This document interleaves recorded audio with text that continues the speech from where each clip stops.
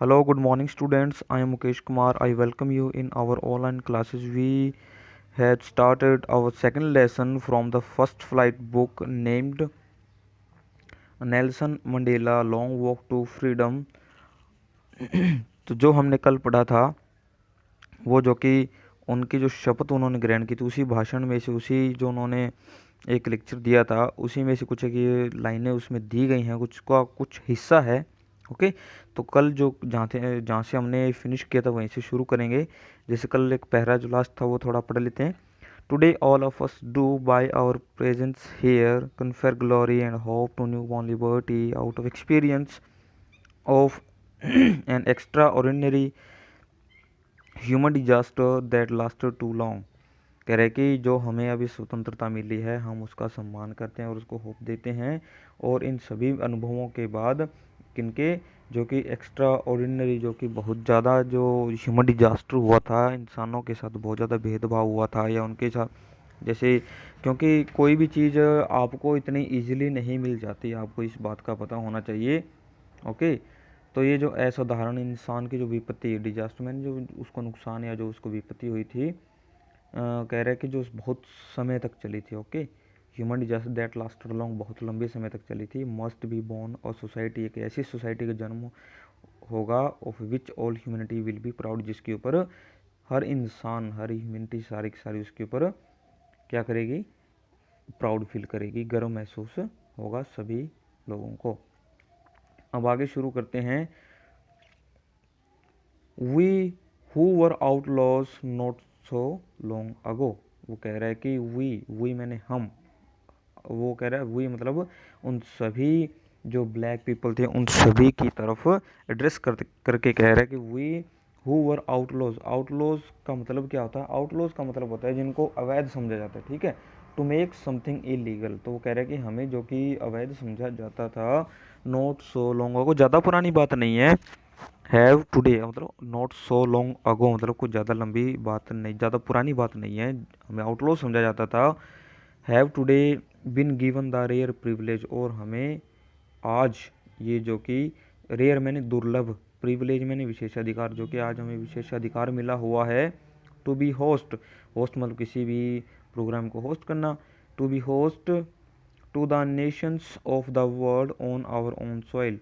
कह रहे कि होस्ट करना किसी भी प्रोग्राम को, जैसे जो उन्होंने प्रोग्राम किया, जैसे राष्ट्रपति शपथ लेंगे वो, तो वो होस्ट कर रहे हैं उस प्रोग्राम को, तो वो कह रहे हैं सेरेमनी को, तो किस जो भी वर्ल्ड लीडर्स हैं उसके ऊपर, मंच के ऊपर आए हुए हैं, nations of the world on our soil, जो कि हमारी मिट्टी, हमारी धरती के ऊपर आए हुए हैं, उन सभी को उसके अंदर जोड़ रहे हैं वो। ठीक है, एक बार दोबारा पढ़ते हैं, देखो। We who were outlaws not so long ago, जैसे कह रहे we who were outlaws. Outlaws यहाँ पर जो इस तीन चार वर्ड्स का मतलब क्या है? Because of its policy of apartheid many countries had earlier broken of diplomatic relation with the south Africa. मतलब क्या है?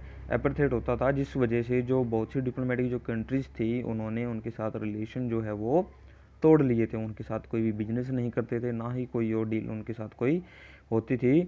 तो अब इसके अंदर क्या कह रहा है कि ज़्यादा पुरानी बात नहीं है, और आज हम क्या कर रहे हैं, आज हमें जो विशेषाधिकार मिला है कि सभी जो नेशंस हैं, जो वर्ल्ड के जो बड़े बड़े जो देश हैं वो भी हमारी मिट्टी के ऊपर आए हुए हैं, ये हमें बहुत रेयर चांस मिलता है। और ये किसकी बदौलत हुआ है? जो हमने रंग भेद की नीति को तोड़ा है, उसी की बदौलत हुआ है। We thank all of our distinguished international guest for having come to taken possession with the people of our country of what is after all a common victory for justice, for peace, for human dignity।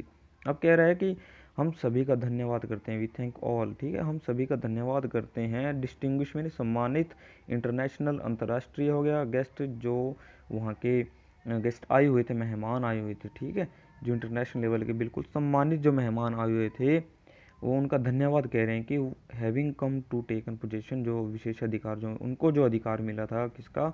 राष्ट्रपति उनको जो जीता, उन्होंने एक election जीता है, तो और उन्होंने रंग भेद की नीति को भी समाप्त किया है। तो वो कह रहे हैं हम सभी इंटरनेशनल जो सम्मानित हमारे मेहमान आए उन सभी का मैं धन्यवाद करता हूँ या हम धन्यवाद करते हैं। और वो कह रहे हैं कि वो हमारे जो लोगों के साथ with the people of our country, जो हमारे देश के जो लोगों के साथ ऑफ वट इज़ मतलब जो कि उनको जो शपथ लेनी है उसके लिए कह रहे हैं कि after all a common victory for justice, कि ये जो हमने अपार्थाइड जो तोड़ी है, जो रंगभेदी की नीति को तोड़ा है, ये कॉमन विक्ट्री है, सभी के लिए एक विजय है। किसके लिए? फॉर जस्टिस, न्याय के लिए, फॉर पीस, शांति के लिए, और ह्यूमन डिग्निटी, और इंसान या मानव जाति के सम्मान के लिए है ये।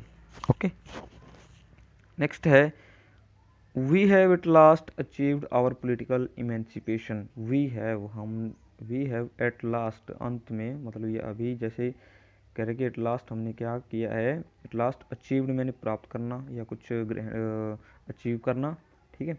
अचीव आवर पॉलिटिकल, राजनीतिक इमेंसिपेशन, इमेंसिपेशन तो मुक्ति। अब कह रहे हैं कि हमें एक पॉलिटिकल, एक राजनीति के रूप में या राजनीतिक आज़ादी मिल गई है। Emancipation, freedom from restriction, restriction होता है बंदिशें, ओके। रिस्ट्रिक्शन क्या होता है? बंदिशें। फ्रीडम यानी आज़ादी, सभी जो भी उनके बंदिशें थी उनसे उनको मुक्ति मिल गई है। अब उनको राजनीतिक मुक्ति भी मिल गई, मतलब वो राजनीति के अंदर भी अपना योगदान कर सकते हैं, क्योंकि पहले उनको बिल्कुल भी राइट नहीं थे। आज़ादी तो मतलब राजनीति तो छोड़ो, और चीज़ों में भी नहीं थे। जैसे उनके पास, जैसे चर्च अलग होती है उनके लिए, और काम करने की जगह उनके लिए अलग थी, तो वो ऐसा था, मतलब गोरे लोगों के साथ काम नहीं कर सकते थे, ऐसा था उनके। We pledge ourselves to liberate all our people from continue bondage of poverty. अगर वी प्लेज, प्लेज मीन्स क्या होता है? प्लेज होता है आप प्रॉमिस करना, ओके। अब कह रहा है कि we pledge ourselves to liberate, liberate फिर वही जो आपको पहले बताया था कि आज़ादी करना, ठीक है। Ourselves to liberate all our people from the continue bondage of poverty, कि मैं मतलब ये प्रॉमिस करता हूँ, किस चीज़ की प्रॉमिस करता हूँ कि ये हम शपथ लेते हैं, ठीक है। वो कह रहे हैं कि वी प्लेज आवर सेल्स, कि हम शपथ लेते हैं to liberate all our people, कि हम अपने जो लोग हैं उनको आज़ाद कर देंगे, से from the continue bondage of poverty, जो पिछले कई समय से चली जा रही है, काफ़ी लंबे समय से चली जा रही है। बॉन्डेज मैंने जो उनके ऊपर रोक लगी हुई थी, ठीक है। Of poverty, bondage of poverty, ठीक है। गरीबी, पॉवर्टी मैंने गरीबी होता है ना। डेप्रिवेशन, डेप्रिवेशन एक आप इसको ले सकते हैं, इसका मतलब डिप्रिवेशन का मतलब यही होता है कि आपको किसी चीज़ से वंचित रखा जाए, ओके। आपके राइट जो हैं, इधर लिख रखा है बीइंग ट्रीटेड डिफरेंटली, और नहीं ऊपर state of not having one's rightful benefits, किसी को उसके जो राइटफुल, उसके जो अधिकार जो उसको मिले हैं उनसे उसको वंचित रखना। And suffering gender and other discrimination, gender मैंने लिंग के आधार पर जो उनके साथ भेदभाव होता था, जैसे औरतों के साथ अलग भेदभाव होता था, ठीक है, और उनके जिस कलर के अकॉर्डिंग होता था। एंड अदर डिस्क्रिमिनेशंस होता है भेदभाव, कि उनके साथ जो भी जैसे उनको गरीबी में रहना पड़ता था, डिप्रिवेशन जो उनको अधिकार मिले तो उससे भी वंचित रखा जाता था। सफरिंग जो वो उन चीज़ों से गुजरते थे, ठीक है, जो जैसे उनको कहीं पर खाना नहीं दिया जाता था, या उनके साथ बैठना अलाउड नहीं था गोरे लोगों के साथ। और gender and other discrimination, gender मतलब उनके लिंग के आधार पर और रंग के आधार पर, और अदर बहुत से और डिस्क्रिमिनेशन और भी भेदभाव होते थे। Never never and never again shall it be that this beautiful land will again experience the oppression of one by another. कह रहे कि कभी कभी कभी भी नहीं ऐसा होगा कि ये जो ब्यूटीफुल, ये जो एक सुंदर जो एक प्लेस है, सुंदर जो एक धरती है, विल अगेन एक्सपीरियंस, की दोबारा ये अनुभव करेगी। ऑपरेशन मैंने दमन, ठीक है, दमन या ज़बरदस्ती ऑफ वन बाय अनदर, की एक ही दूसरे के ऊपर जो दमन है या ज़बरदस्ती है, वो अब ये धरती कभी भी एक्सपीरियंस नहीं करेगी, कभी भी अनुभव नहीं करेगी। नेक्स्ट है the sun shall never set on. Set on का मतलब डूबना। जो कह रहे हैं कि हमने जो अचीवमेंट की है, ठीक है। अब पूरे लाइन पढ़ लें फिर मीनिंग अच्छे समझ में आएगा। कह रहा है कि the sun shall never set on so glorious a human achievement, कि ये जो ह्यूमन अचीवमेंट है, ये मानवीय जो अचीवमेंट हमने जो ख्याति जो प्राप्त की है, इसका जो सूर्यास्त कभी नहीं डूबेगा। मतलब ये जो हमने एपरथेट या जो रंग भेद की नीति को तोड़ा है, ये कभी भी अब दोबारा जन्म नहीं लेगी। ये जो हमने आज अचीवमेंट की है, इसका सूर्यास्त कभी भी नहीं होगा। Okay, let freedom reign, God bless Africa. अब कह रहे हैं कि जो फ्रीडम है, जो स्वतंत्रता है, वही शासन करेगी। ठीक है, रेन मतलब क्या था, REIGN, रेन होता है शासन। गॉड ब्लेस अफ्रीका, कि भगवान अफ्रीका को आशीर्वाद दे। ओके, आगे इसके क्वेश्चन आंसर कर लेते हैं, दो, ज़्यादा नहीं करेंगे, दो तो कर ही लेंगे।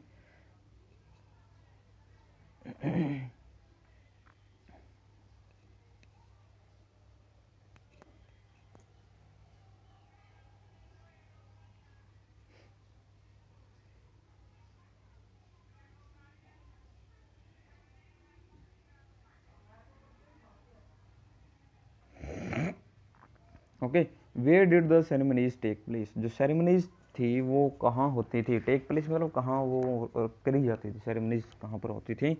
Can you name any building या any public building in India that are made of sandstone. Sandstone जो बलुआ पत्थर होते हैं ना, उसको बोलते हैं। जैसे आप लोग घर में जैसे कोई चिनाई वगैरह का हम काम करते हैं, तब वो हम जो रेता लेके आते हैं, उसके अंदर वो बलुआ पत्थर निकलता है, उसको बोलते हैं। ओके, आंसर है। और इस जो दूसरे में कहा गया, क्या आप कोई नाम बता सकते हैं पब्लिक बिल्डिंग, जो सार्वजनिक जो स्थान है भारत के अंदर, जो कि सैंडस्टोन से बने हुए हों। अब कह रहा है the ceremonies were held in Pretoria, जो अफ्रीका के अंदर जो सेरेमनीज थी वो कहाँ होती थी, प्रिटोरिया। प्रिटोरिया प्लेस का मतलब आप समझते हो क्या है इसका नाम, किसका नाम है प्रिटोरिया, कुछ याद आया। Pretoria is the capital of south Africa. Any stone, अब ये लाइन छोड़ देना चाहें। Okay, any stone that has in it calcium and grains of sand, इस सैंडस्टोन, ये लाइन छोड़ देना, ये नहीं पूछा गया सैंडस्टोन क्या होता है। इसमें सिर्फ हमने the red fort Delhi, the Jama Masjid Delhi, ये प्लेसेस हैं जो कि सैंडस्टोन से बने हुए थे। मैं एक बार इसके ऊपर लाइन लगा लेता हूँ, जो काटनी है आपको, कहीं बाद में फिर करते रहें। ये वाली लाइन नहीं करनी है आपको। ओके, आगे सेकंड क्वेश्चन है, कैन यू से how may 10 is an autumn day in south Africa. क्या आप बता सकते हैं कि जो 10 मई का दिन है वो ऑटम डे होता है साउथ अफ्रीका के अंदर, कैसे। अब साउथ आंसर है, जैसे मान के चलिए, मैंने आपको पहले ही बताया था कि जो सदर्न पार्ट के अंदर रहता है, सदर्न हेमिस्फेयर, हेमिस्फेयर मीन्स गोलार्ध, जो दक्षिणी गोलार्ध के अंदर है, इस वजह से यहाँ पर ऑटम डे होता है। कह रहे south Africa falls in the southern hemisphere, जो साउथ अफ्रीका है वो कहाँ पड़ता है, वहाँ बिल्कुल नीचे, साउथ अफ्रीका का बिल्कुल एंडिंग पार्ट देखेंगे अगर आप वर्ल्ड मैप के अंदर, तब आपको पता चलेगा south Africa falls in southern hemisphere. जो साउथ अफ्रीका है वो सदर्न हेमिस्फीयर में पड़ता है, नीचे दक्षिण गोलार्ध में पड़ता है। And in the southern hemisphere, और सदर्न हेमिस्फीयर के अंदर दक्षिण गोलार्ध में द ऑटम मंथ और मंथ्स और मार्च टू मई, और उनके जो ऑटम के जो महीने होते हैं, ऑटम जो सीजन होता है वो कब होता है, मार्च से मई तक। पतझड़ मतलब ऑटम का मतलब पतझड़, जो महीने जो उनके होते हैं, जो ऋतु होती है। ठीक है, तुम्हें वाइल, और कह रहा है कि इन द नॉर्दर्न जो हेमिस्फीयर है, लेकिन जो कह रहा है कि जो उत्तरी जो गोलार्ध है वहाँ पर these months are the time of spring, और जो मार्च से लेकर मई तक का जो टाइम है, ये वहाँ पर स्प्रिंग का टाइम होता है, वसंत ऋतु का टाइम होता है। ये दोनों में फ़र्क है। एक बार ये मैप देख लेते हैं तो आपको जल्दी मतलब थोड़ा समझ में बढ़िया से आ जाएगा। ठीक है,